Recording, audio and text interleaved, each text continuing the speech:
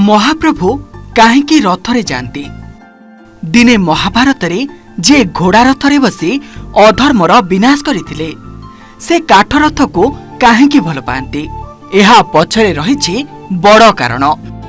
पुराण और लोक परंपरा अनुसारे थरे द्वारकारे श्रीकृष्णଙ୍କ राणी माने मां रोहिणी को वृंदावनर रासलीला विषय शुणिबाकू अनुरोध कले।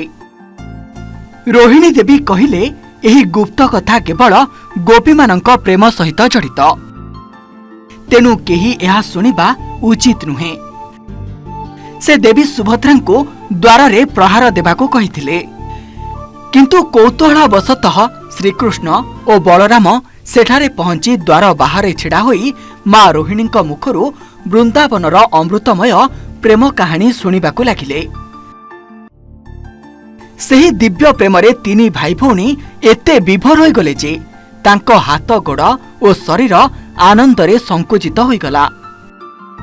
सेही समय देवर्षि नारद सेमानंकु एही अद्भुत रूपरे देखि प्रार्थना कले, हे प्रभु, कली जुगरे आपण एही रूपरे भक्त मानंकु दर्शन दियंतु।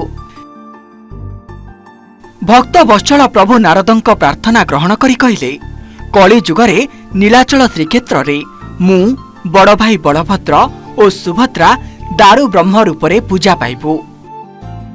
प्रति वर्ष रथरे बसी मंदिररू बाहरी भक्त मानंक गहन को जिबु, जहाद्वारा जाति धर्म वर्ण किंबा संप्रदायर भेदभाव बिना समस्ते मोर दर्शन करिपारिबे।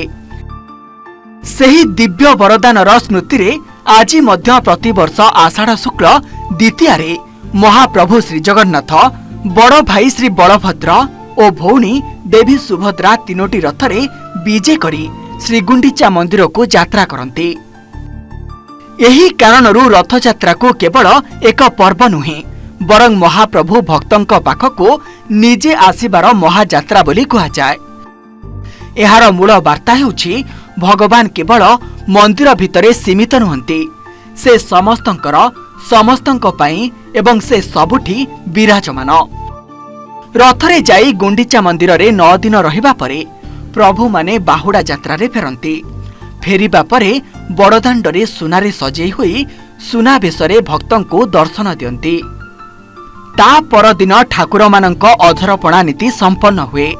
शेषरे नीलाद्री विजय समय मां लक्ष्मी और प्रभु जगन्नाथंक मध्यरे होइतिबा रासळ कथोपकथन जाहाको वचनिका कहा जाए। रथ यात्रार सबुठारु मनमुग्धकर परंपरा मानंक मध्यरु जाहाकी अन्यतम। एही परी रथयात्रा केवल देवादेवींक यात्रा नुहे, बरं भक्ति समर्पण सेवा समानता और सनातन परंपरार एक महान मिलन उत्सव। शताब्दी परे शताब्दी बीतिले मध्य एहार महिमा और लोकप्रियता अतुट रहिछि।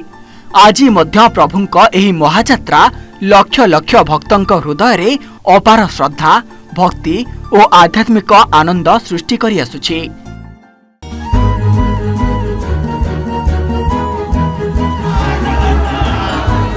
अर्थात काल्पनिक किछि